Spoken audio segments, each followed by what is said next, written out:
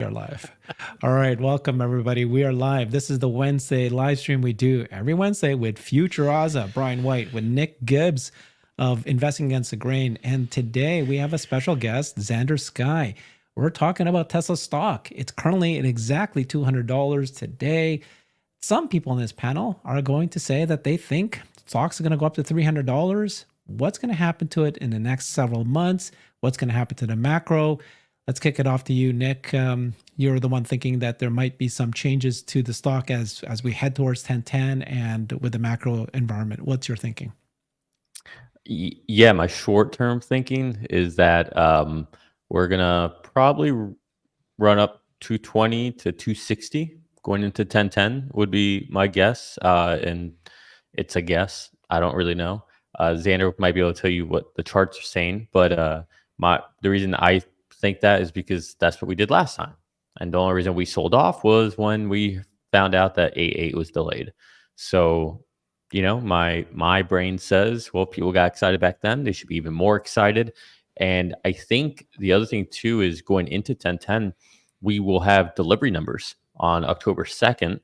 And so far, it looks like it's going to be a banger of a quarter. So, so just that's all. I mean, again, I'm more so when it comes to Tesla thinking long term. But if you want short term, what I think is going to happen, it'll probably do that. And depending on how 1010 goes, we could be off to 300 or we could be back down to 200.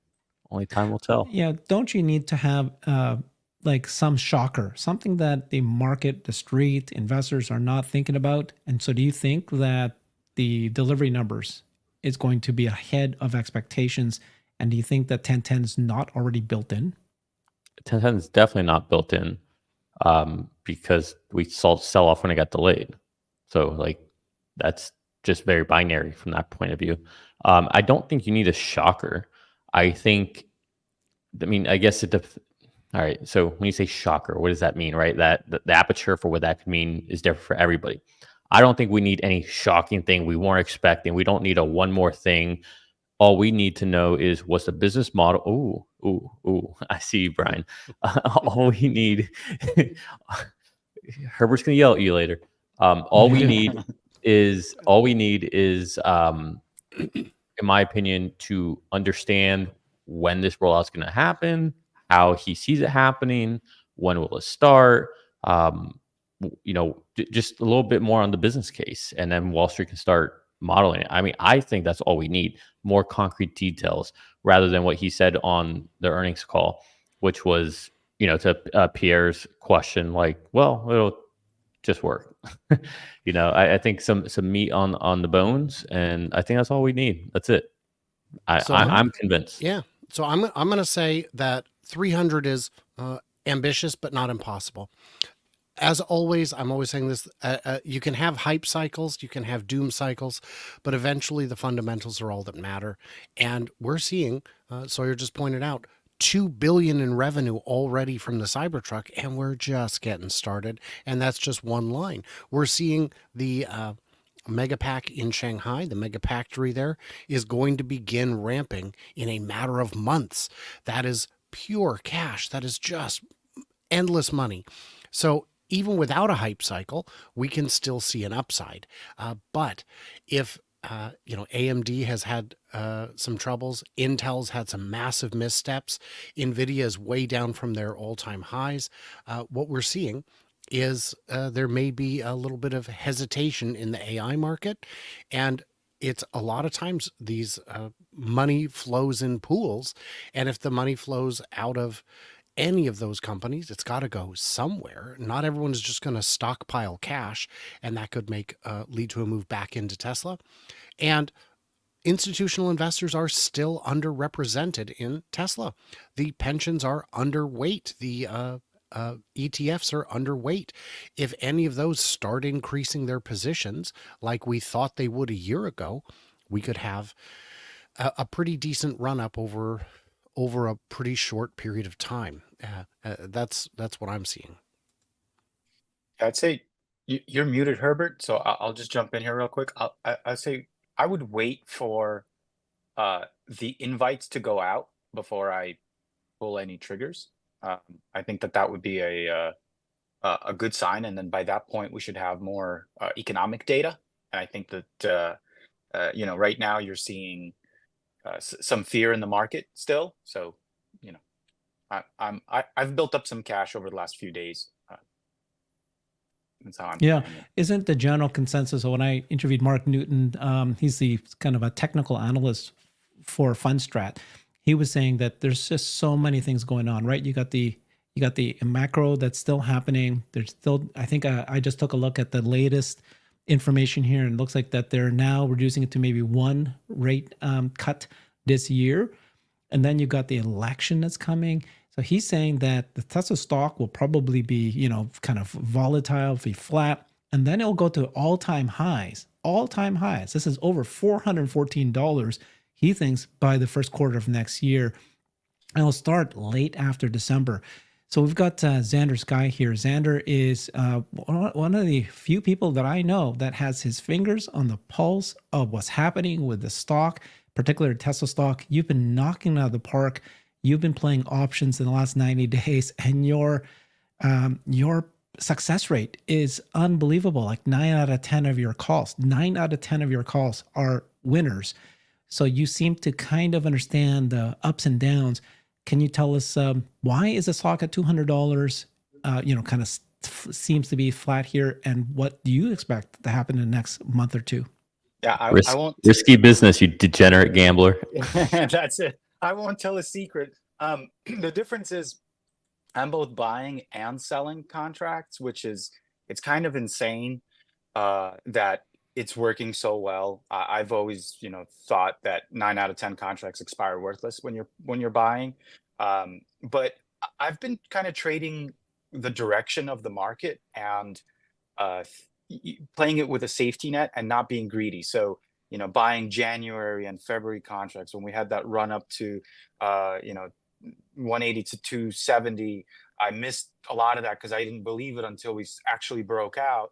And then I played that over the last 90 days. But then on the way down, that's the other thing. Like yesterday's move was a 204 to 208 gap fill that I sold some shares up there in my business account, kind of waiting to see what happens with the war. And so just putting it all together with macro has really been the difference between how I used to trade and then for the last 100 days or so. It's incredible. I've posted about it on X. Like right now I'm I'm actually watching calls. You'll see me looking on the left.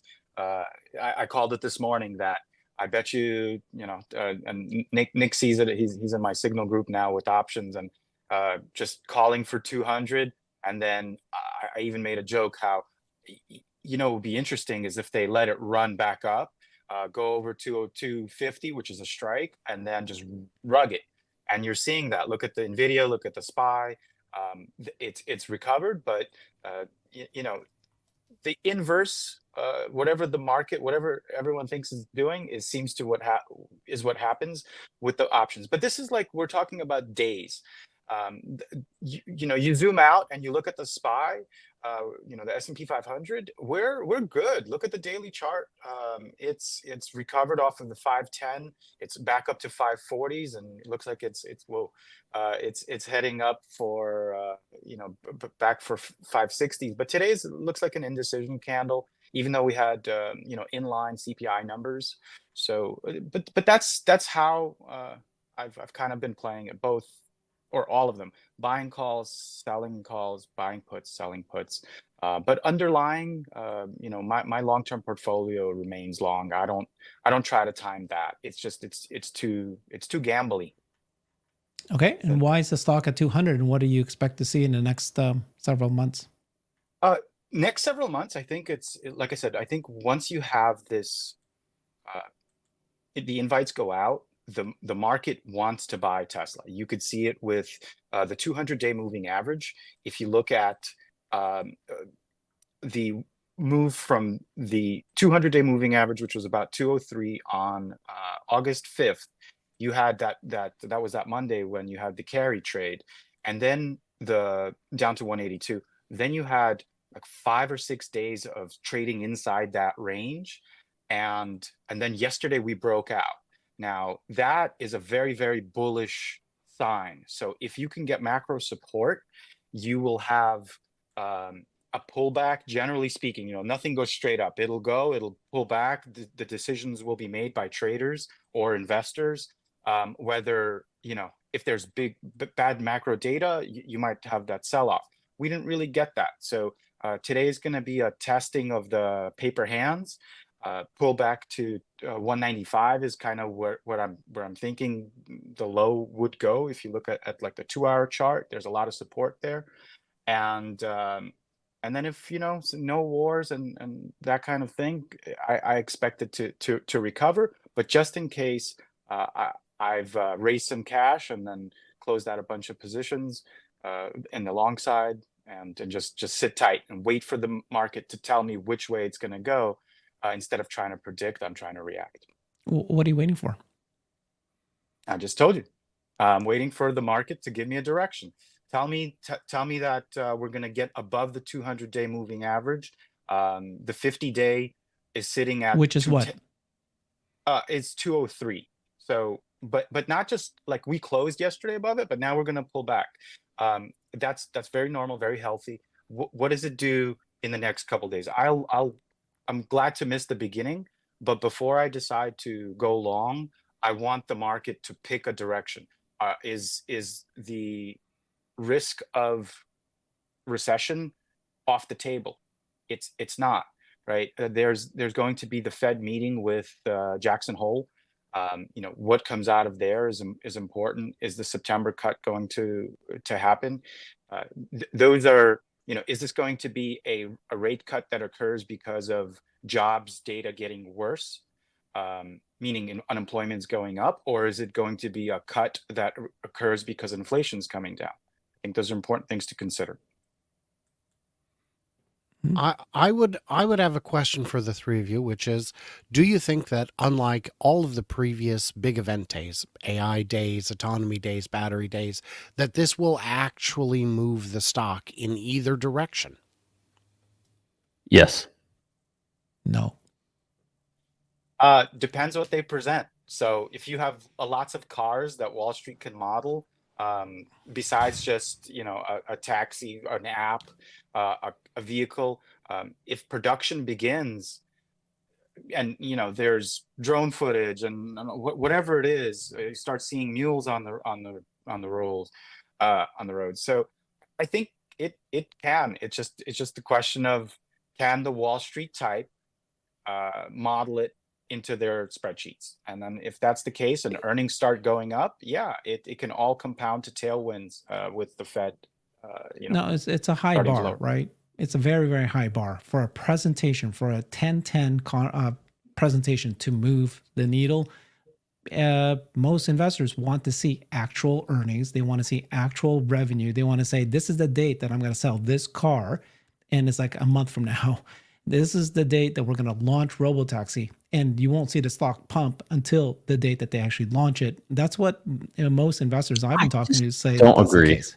Okay. I just don't agree by any means. There's nothing to tell you that has been true. So you're telling me we just went from 200 to 270? That was because we saw earnings of this? And Elon's No, that's a good package. argument. Yeah, that's a good argument. That's almost a one-third move.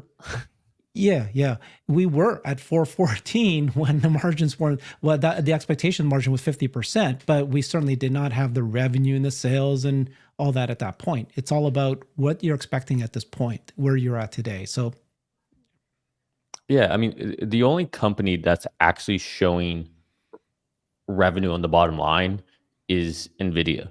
right. Everybody else is just on a hype cycle. That's it.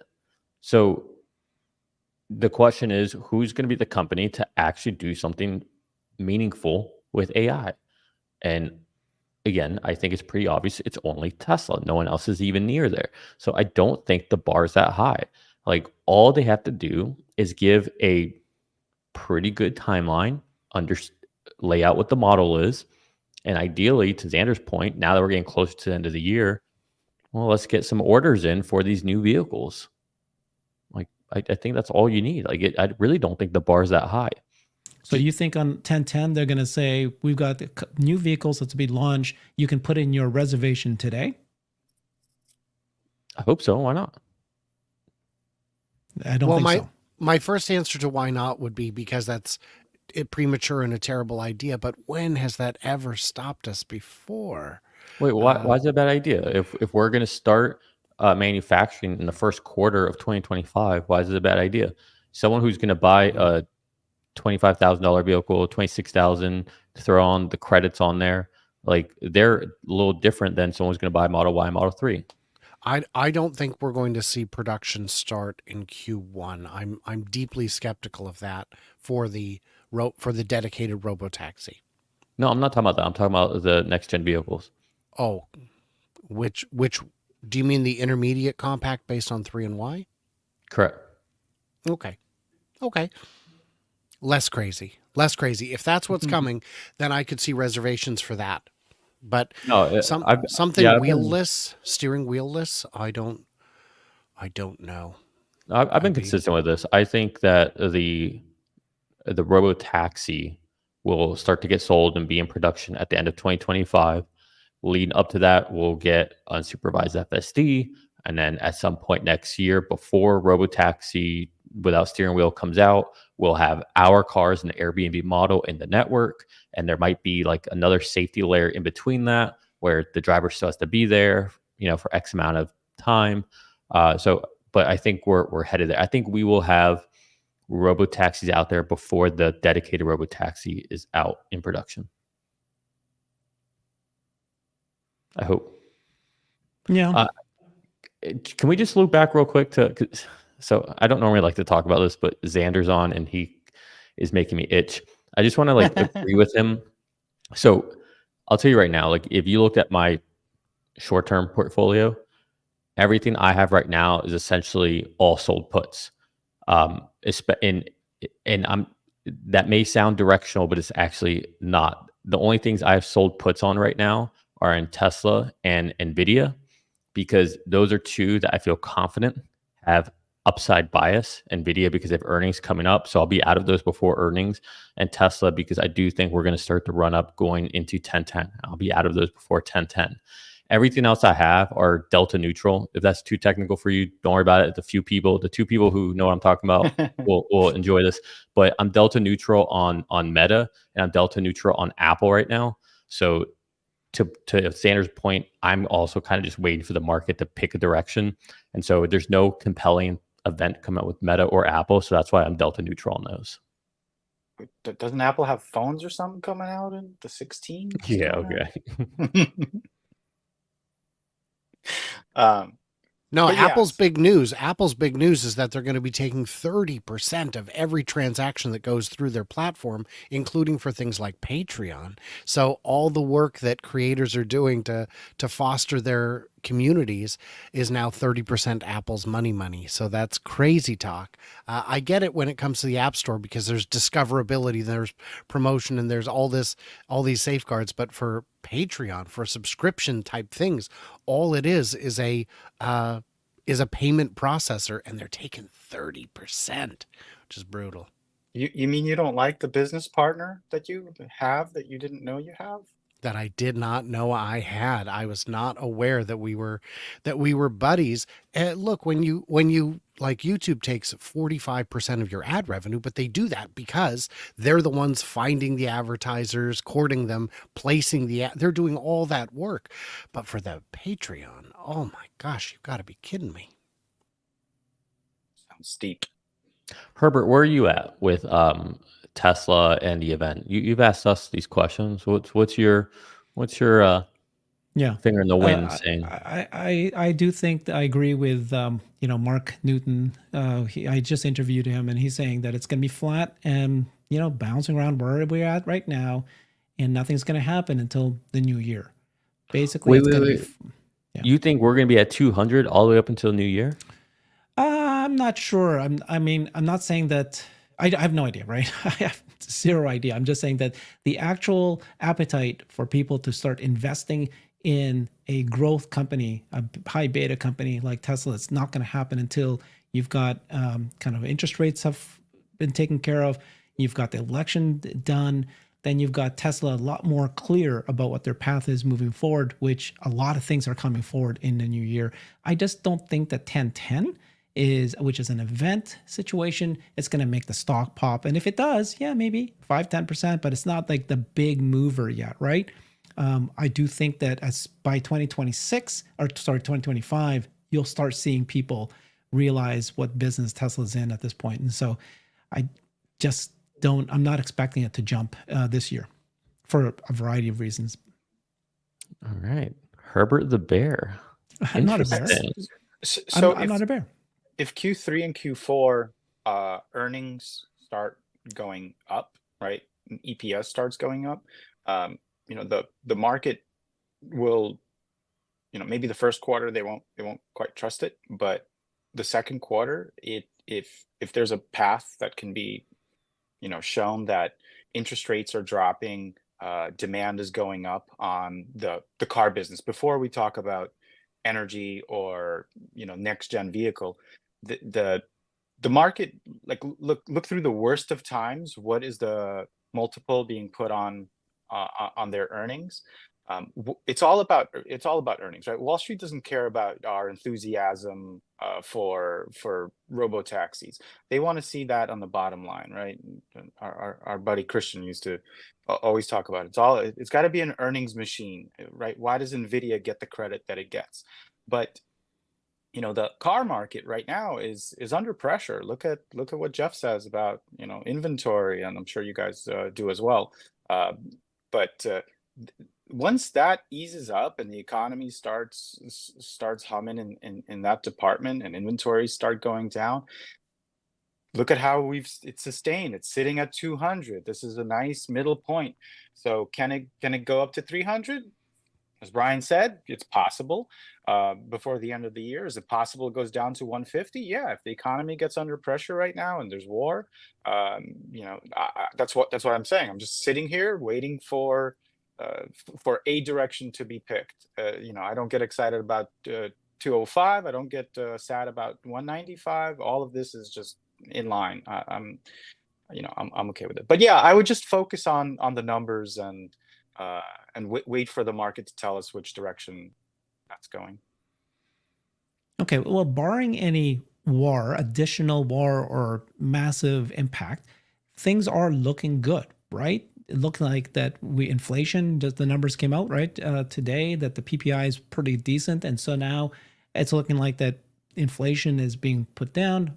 I just shared this, which is the Fed, the current estimate right now, consensus from the Fed projections is that one rate cut by the end of 2024. This has been reduced from what initially people thought, but it's still going to be, I think, 5% or something like that, where we're expecting it to do, and they're expecting to do more. The outlook is good.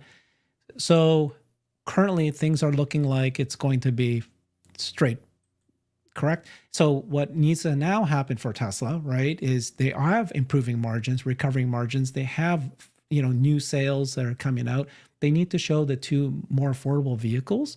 That needs to be shown, that needs to be planned. And when that happens, then the people who are looking at margin growth, they're going to feel very confident at this point. Okay, you got new vehicles coming in, right? You got the Cybertruck ramping, and it's going to be profitable by the end of this year.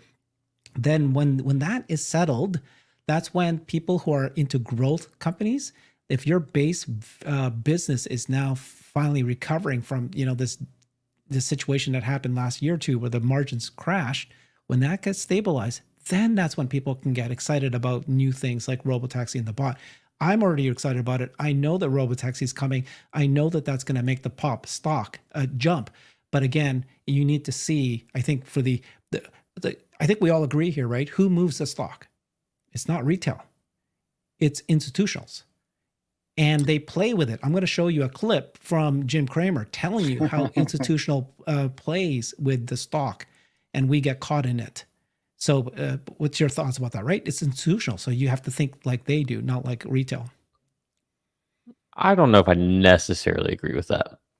It's easy to say that, but in most companies, but when retail owns such a big part of Tesla, like I would argue 2022 was heavily moved by retail investors getting margin called.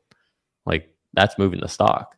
So I also can see the opposite happen where a lot of retail investors pile in. So just saying, like, you know, it's a nuanced point, but with Tesla specifically, I would not underestimate the power of retail investors. That's a very good point. What do you think, Xander? I actually want to hear what Brian thinks. Well, ask the question again so that because we kind of got it rambling a bit there. Do institutions play a more significant role than retail? So right now, I would say no, not for Tesla, because the retail investors I know are overwhelmingly ride or die. Institutionals do not adhere to that philosophy unless they are like a triple Q where they have to hold a percentage.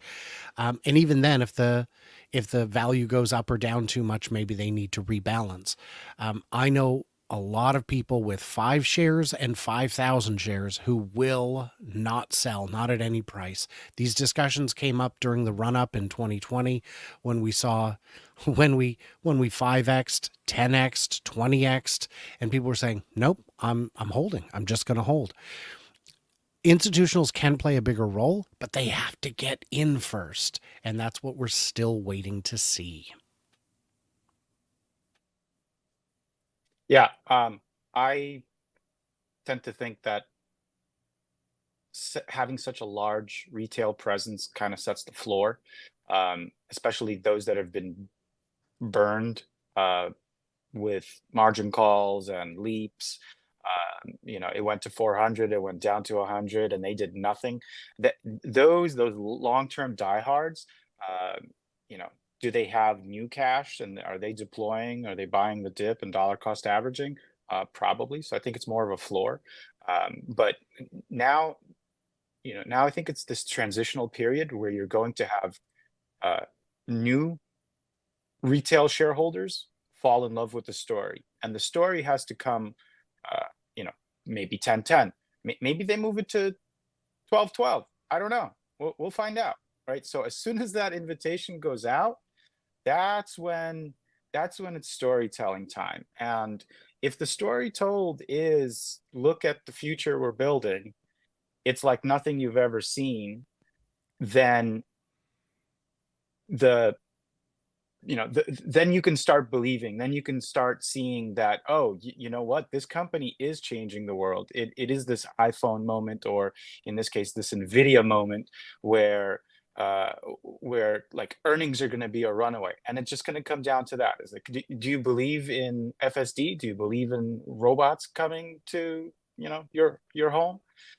That's a new paradigm shift that will happen with retail. Institutions are always going to be just spreadsheet driven and doing their discounted cash flows from the future. Go ahead, Brian.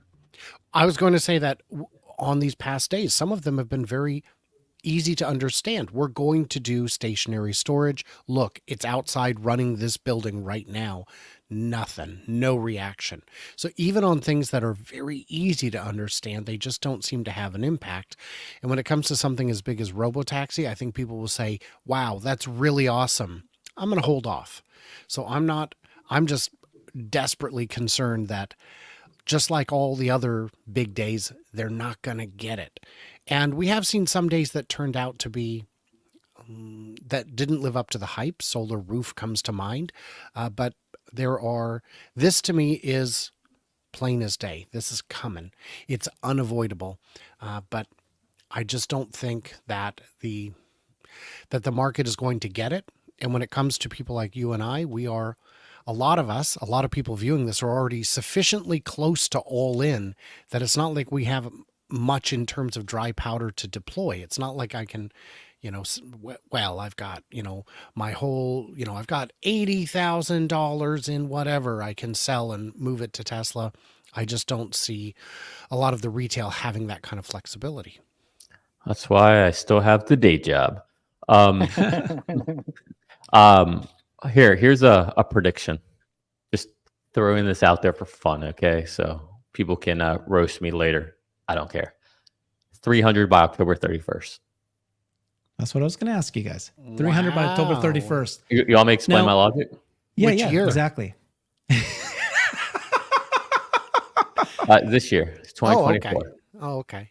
October 2nd, we Okay. beat expectations on delivery numbers. 1010, Robotaxi, it goes really well. Maybe new models, whatever. It goes really well. Then we have earnings. Mhm. Margins look good. Everything looks good because we beat on numbers. Mhm. We go into October 31st looking good. That's my birthday, so that's why I said that. Oh, that's right. I forgot that you dressed up for your birthday stream last year. Yes, sir. I remember that. That scared the crap out of half of our viewers. That was great. Good job, Nick. October 31st, $300. Okay. Anybody else here want to make any If we got the guess on this? 270 before anything, What's this? That's the monkey throwing darts. That's Grok Hmm. 2.0. That's Nick right there. He's the monkey Money. throwing a dart. You see, there Monkey we go. throwing a dart. yeah, Yep, yeah. yep, yep. That That's looks what pretty it's good. 300 guess. I would say, does that invitation exist for this guest? So you think it's not based on AI Day, or because if Yeah. that invitation, yeah, Nick. No, I'm saying it's three compelling events that happen in October, and I'm saying if we got the 270 just on getting close to 88, who's to say that you throw in great delivery numbers, 1010 outperforms, and then great earnings call? I'm just saying, like, it's not like it's I guess, impossible. Nick, I'm $30 just going more to tell you dollars. that you've said this a few times today, which is, well, we got to 270 at 88 when 88 was all excitement. How come we haven't gone back? Well, how come? 1010 was already announced. So Because it's we're like, it's easy answered, Herbert. Yeah, yeah. We didn't run up to 270 2 months before the event, and we're 2 months before the event. It was less than a month out when we started to run, so we got time. okay. Yeah. Okay. Interesting concept. Don't forget, August is historically a bottoming month. It is one of the worst months, especially in an election year. So this pullback that you saw is, it affects Tesla. It affects all the stocks. So you saw that drop. That was healthy, natural. Now the question for everyone on the sidelines waiting to pick a direction, was that the bottom? And that's a question that looks like that was, but you won't know, right? Because we're monkeys throwing darts. I'm looking at the chart right now. 7/1 is the day we broke out. So literally the month before. So if that theory played out, we would start to break out around early September. Just plain magic out here. That's all. Well, actually, since we brought up the chart, go look at June. Remember I was describing this 200 to 180 drop? That large candle is the same thing that you see on trading inside that candle on June 17th. What candle? Okay. The daily? Yeah, the daily chart. Look at June 17th. And so we're trading in this range. And then we have a bunch of inside candles. And then on June 26th, you had the breakout. In terms of technicals, and this is pure financial astrology, don't think that I know which way it's going. But if you do have this event driven thing, didn't we have Elon's comp package confirmed at the end of June? Right. That was the thing. So that was the thing. That was the thing. Elon's comp package was kept the stock flat and then down for so long because what is a massive impact to the company. When that was kind of relieved, people felt comfortable investing back in Tesla again. You see a little pop. This point, big pop. It's just following along with the economy. We're not really going to jump until. So let me ask this question, I guess. 1010 happens. You think it's going to be a catalyst. What needs to be shown on 1010 for it to be a catalyst? If they just showed, here's what a robotaxi design vehicle is going to look like. This vehicle, we projected it's going to be by a year and a half from now. That's when it'll be produced. This is the program. Here's the app. Let me show you a demo of it picking me up. That ain't going to be enough. If it's, we've got 2 new vehicles. Here's what they look like. That still won't be enough. What do So you think will be enough? my answer would be a path to revenue. Is it obvious how this is going? Are reservations open? Are they coming in? Those could do something, but without a path to revenue, it's like all the AI we see. There's so much beautiful, amazing AI out there, but if you don't have a way to market it, it's not, I mean, what's the value? Monetize it. Yeah. Agreed. I mean, he said that he sees unsupervised by the end of this year, which makes me think we could have the robotaxi network up and running by the end of this year, early next year. So I think anything that hints along those lines will go ahead. Did he add a caveat that said worst case next year? Yeah. Because I've had people in my comments telling me I did an analysis of the math behind adding your own vehicles to the robotaxi network, and I had one comment saying, "You're forgetting this is all going to be completely solved level 5 in 6 months." And I said, "Oh, you sound like me 3 years ago." Yeah. And it's not beat up Nick Day. Like I think of probabilities. I learned that from Emmett Peppers. What probability that we head to 300 if you have the energy piece in the P&D report shows that's really lots of sales there, and that's growing. It's very possible that you get up there, but you really need this macro support, and then what is the reaction before the event? That's going to be one thing, but then after the event, historically we see buy the rumor, sell the news. But then there's a few times like 2019 when you had earnings actually turn positive and the market bought that up like crazy. So those moments can happen, and if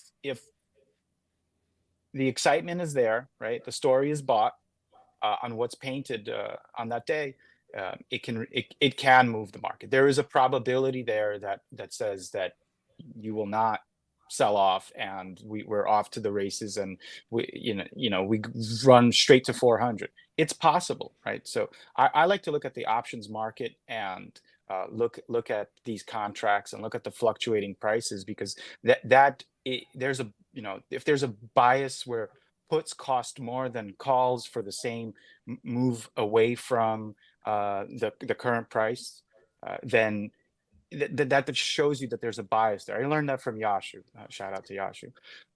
Go ahead. Well, I was just going to say, I mean, I think a lot of people have gotten tired of being optimistic on a lot of this stuff. I mean, honestly, I hear it all the time from YouTubers in general, and I get it. It's hard to always come on here and be optimistic and be wrong over and over and over again. Welcome to Kathy Wood's life, right? Welcome to the crap that Elon gets. But don't forget, like, this is Herbert. It wasn't long ago where we were sitting there at like 115, and you're the one trying to tell everybody we came down this fast. We can easily get to 300 this fast. No reason we can't. Yeah. I would say the same logic applies, except now we actually have real things. But listen, when that happened, we didn't have version 12. We didn't have hands-free FSD. We didn't have a robotaxi event coming up. We didn't have Elon saying unsupervised by the end of this year, this close in time range. Right? We didn't have any of that. We didn't have the supercomputer, what's called Cortex. None of this was a thing. Even then, AI wasn't really a thing. People were just discovering ChatGPT for the first time. So we've come a long way, and I would say the company's stronger than ever. Competition's non-existent at this point. Rates are about to come down. We're going into the fourth quarter, the best quarter of the year for the stock market in general and autos. And I would say that things are looking really good with FSD as far as I can tell my own experience. So I don't know. I just feel like there's a little bit of loss of optimism out there that people need to regain. Like it's okay to be wrong if you're optimistic. It's fine. Like, look, we're all investing for the long term. So it's really doesn't matter. It's just whether or not you think it's going to happen or not. And I prefer to bias more on the optimistic side. I see it. I see a clear path. Now, it might be another 4 or 5 years. It's all right. But I see what I see right now. And all I can do is make my best predictions on that. Now, I will say, if you're listening, I would say there's lots of crumbs to follow.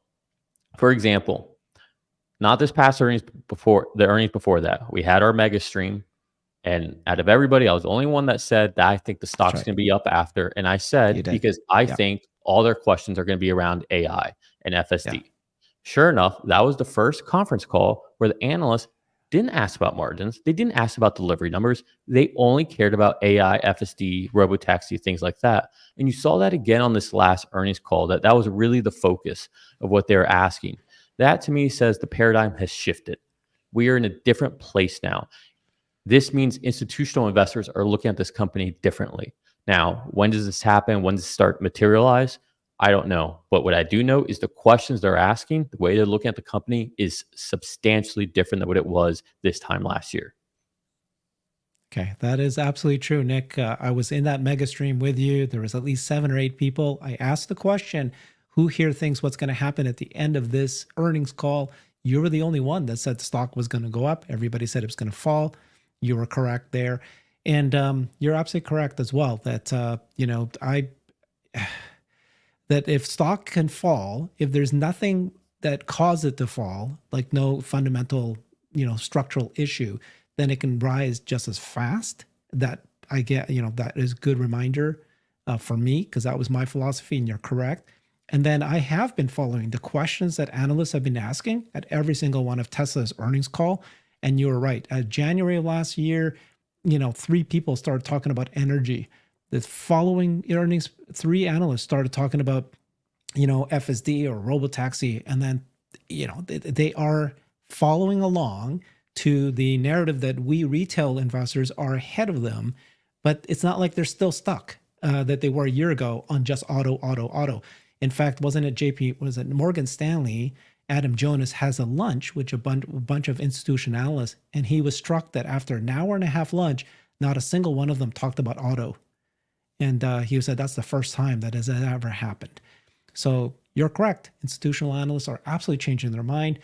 That's very interesting. The reason I say what I'm saying too, though, is I did take a look at the history, and I know that you shouldn't necessarily look backwards, but if I looked at all the milestones Tesla's ever had, and you look at what happened to the stock and you overlay it, the only times that Tesla stock actually skyrocket, not just 10% flips and fluctuation, like talking like structurally change in the stock market for Tesla, where it goes up and stays up and starts to go really steeply up. It's almost always after an earnings call, Surprise. where a surprise of a new vehicle that was launched that then started showing ramp up. And then it starts skyrocketing as that ramp of that new vehicle brings in new revenue and earnings. And now they start calculating margins and forward. That's why I don't see product demos. Having said that, this is the one product demo that I agree with you is very different from any other product demo Tesla's ever made. This is the very first time that Tesla's basically coming in and telling you our entire business is about to change. Like he calls it a new book, but it's like we're no longer selling widgets, cars. We are here completely going to capture the entire auto market, because if you don't have autonomy, you're dead. And we're now going to be a subscription model.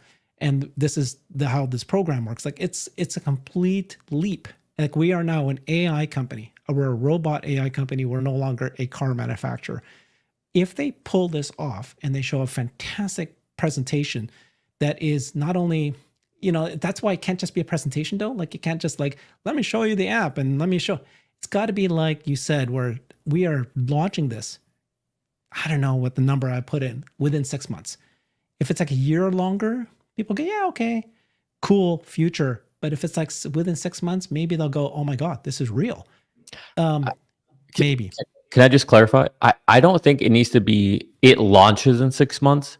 I think would be more impactful if they said, we are planning to roll out beta tests of the robotaxi network in Austin, in Tampa Bay, in San Francisco. That I think would move the Why would needle. that move it? I mean, then people will just say, the institutional analysts will say, Cruise is doing that now. Waymo's already expanding. By the way, Waymo's now doing highways. How's that different, right? Because we go for, you have to start in a beta somewhere. You have to. Mhm. You don't know what you don't know. But the reason is once you iron that out, you scale immediately. That's why. And nobody's not aware of that. So I'm going to Right. agree with Nick on this one. I think if they were to say, look, we're starting in here, that would move it. One thing that could drive the stock is on the earnings call to find out what we're getting now in terms of subscription revenue. Wall Street loves recurring revenue, and if the subscription model is doing the trick, you could see a path to selling with a lower margin and getting more money over time.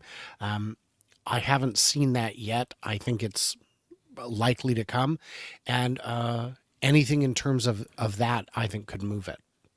So, Nick, I think for your estimate to happen, there needs to be a tsunami of positive things happening. Everything has to go right. And the one that has to go right is FSD. So if 12.5 comes out, it's widely released to Model 3s, and then everybody starts, which we're already seeing, right? Us retail investors are seeing these videos are fantastic. But if it's Do you like guys a have huge leap, yeah, you guys have 12.5? I do not. Okay, so 'Cause Brian, you I've do. a- I have I've 12.513. Okay, yeah, same. I don't think that one's going to go wide for sure. To me, it's very apparent they're playing around with map data. It's beyond clear that they're messing with map data. I don't know what they're doing behind the scenes, but they're doing something with maps. It's what you see on the screen is not what's actually happening, at least in Right. my case. Yeah. Not always, but a lot of the times. I'll tell you with the switch to 12.5, it no longer knows where my driveway is, and it tries to direct me and any of my visitors using FSD to the alley. And then one time I let it loop me twice through the alley. I'm like, okay, well, I got to go home now. So Yeah. it's Yeah, it's I think bizarre. they're working either on doing a cutover, I think, and they're slowly trying to get their own maps figured out, or there's like this layered approach where they have Google Maps and they're trying to fill in the gaps here. I don't know what exactly is happening, but there's definitely something happening because it had me. I was coming home and I was on a new highway that had new signage, new off ramps, everything. And the map thought I was on the back road because this highway didn't exist anymore. But the car was sitting there doing everything right. And I'm sitting there myself looking at the signs like, okay, oh, that's to go south. Okay, we need to go. And the car's just taking it, ignoring what the map data is saying. Like it's done this a couple times, is doing it a lot now. I've gone through some pretty crazy construction zones with amazing success on 12.5. And have not had any freakouts on 12.3.6. I did have one where where it diverted to the oncoming lane where it's now divided for work on the other side, and it let me go for a good mile before it just said, "Oh my gosh, take control. I don't even know where we are anymore." But on 12.5, it is done very well. So I bring this up, Herbert, just to say I don't think 12.5 is that aha moment. I think it'll be like a 12.6 to 12.7, where That's what I I'm think saying. 12.5 they're tweaking a lot of little things that I don't think is necessarily for us, but it's more so for robotaxi. Yeah. I mean, I'm saying that by 10.10, we need to see new versions that then just shock everybody. If you think that 10.10 is going to be the thing that moves it, when in reality, it's probably not going to move it. And then it'll be somewhere, when people start seeing more trajectory of safety and interventions. Yeah. Here's the thing. You're not going to see an improvement at this point when it comes to that because it's so far in between. Like it just is. Like there just is not much. Like if you take over, it's probably because of comfort or because like Brian says, like, well, you're in the back alley, not in the front. Like it's like stupid little things like that. I think anything meaningful in a new version will be more like things we add, like, oh, we can reverse. Oh, to your point, summon, banish. Those will be the things that I think will be big differences. Everything else it'll almost not even be noticeable, I think. I think being on the alley instead of the street is, yes, no big deal at all. But you need to recognize the no right turn on red sign. You need to pull over for flashing lights. Those are the big ones I think I would agree are a little more pressing. Sorry to get off your point, Herbert. No, that's a lot of good things must happen for this stock to break through. Now, the question is, like you're saying, $300, we were there already. We were there just July, right? So less than a year ago, we were there. So it's not that part to get to 300. I mean, to break past 414 and really go up, that's where the big move is going to happen. So I'm saying, see, what I'm saying is that I don't think it's going to necessarily get to 300 by the end of this year, but I am saying that by the first quarter of next year, it could burst through the all-time highs. What would So- change for you in those 2 months? Well, I said the more affordable vehicles have to come in. You have to, so just the 50% growth again, which they announced at the last shareholder meeting. If there's more signals that that's actually going to happen, we're back to 50% growth. Tesla said that they're going to create not only production capacity, but production of 50% growth in their vehicles by next year. And so if that actually, seeps into people's minds that that's actually going to happen. And how does that happen? Well, that's because of the affordable vehicles that they're about to launch. And if that all comes together, then just that alone should get us to $300. And then the skyrocketing past the 300 to all-time highs is full self-driving. That is going to be so much more clear by that point. Herbert, you said leap multiple times, and it You got a problem, Xander. wait, it's in the title right there, the options. Well, I think everything that I'm saying is, don't get it twisted. I'm not super short term on my long term portfolio, and as I mentioned, like I've been burned by. I have a nice article on my profile that you can go and read. I've been burned with six figures buying leaps and hoping that it's gonna go to the moon. It's my fault, but I know that retail investors are waiting, like myself, to undo that damage and are looking for that signal to try it again. Nothing crazy, 5 to 10% of your portfolio to juice the returns on the move. Some people should stay away from options. It's not for you. You could lose money. But that's what I'm looking for. Everything I stated earlier, I'm looking for, all the green flags. And really what I'm training for is that move like Emmett Peppers pulled off in the S&P 500 inclusion trade. What happens when Tesla switches from consumer discretionary into a tech? Once that bucket changes, as Alexandra, a Tesla boomer mama, has pointed out, once that occurs, is it 26? Is it 27? Is it 25? We just don't know. But if you're gonna gamble on the long term, at some point the market's gonna get moving, and then that train is gonna accelerate. And so I'm looking for that. I'm looking for that acceleration away from this like 200-day moving average, the 50-day moving average, the golden cross, the uninversion of those two, right? All of these things. If you zoom out and you look at that multi-year trend line, when we broke out on this last move from the 180s, we broke through. At that time, it was at 225 or so, and we went to 271. Now we dipped below that again, which is the healthy way to do it. It's going to come back in, but that's it. That trend line is dead. You're no longer really dictated.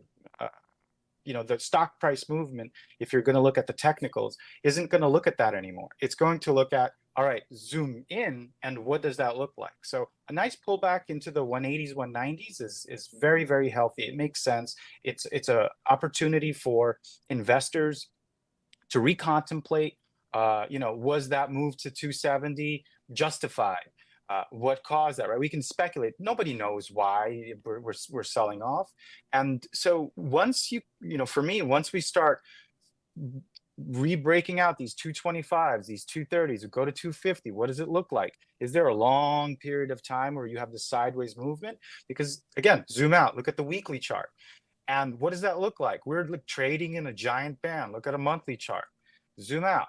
Where are we trading? Have we broken through this wedged in area of the 400 to 100? What does that look like? And then once that confirms for me, that's when I start, getting a little excited and start throwing the darts a little further. I was playing those Januaries. I was playing 1 year out. Now, nothing. I'm not buying any calls. I'm just sitting here doing absolutely nothing. Just selling covered calls here and there, maybe selling some puts.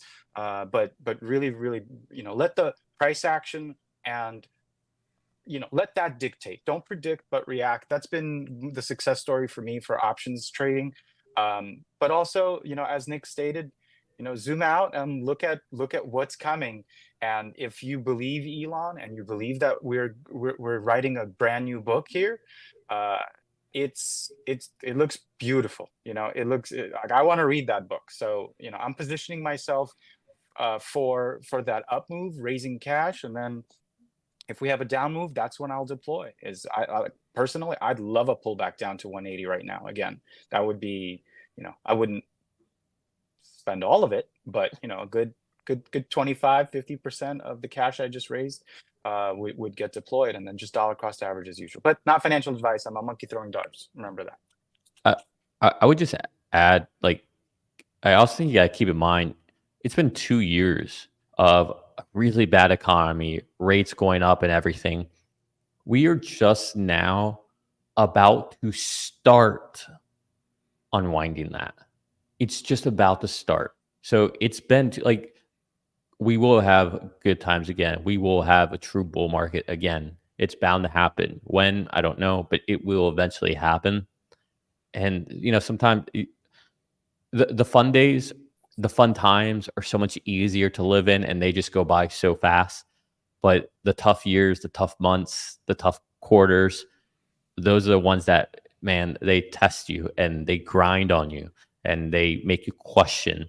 And you sit there and other people come at you and they say to you, oh, this is never going to happen. Oh, Elon said this. Oh, you're wasting your money. All this stuff that happens. But the good times will come again. I just want to remind you of that. I did want to jump in real quick and say a thank you to Herbert for putting these live streams together, bringing these amazing guests together. I had the amazing opportunity to meet Xander in person recently at the X Takeover. Herbert was also there. Nick might be AI. We will find out in the future.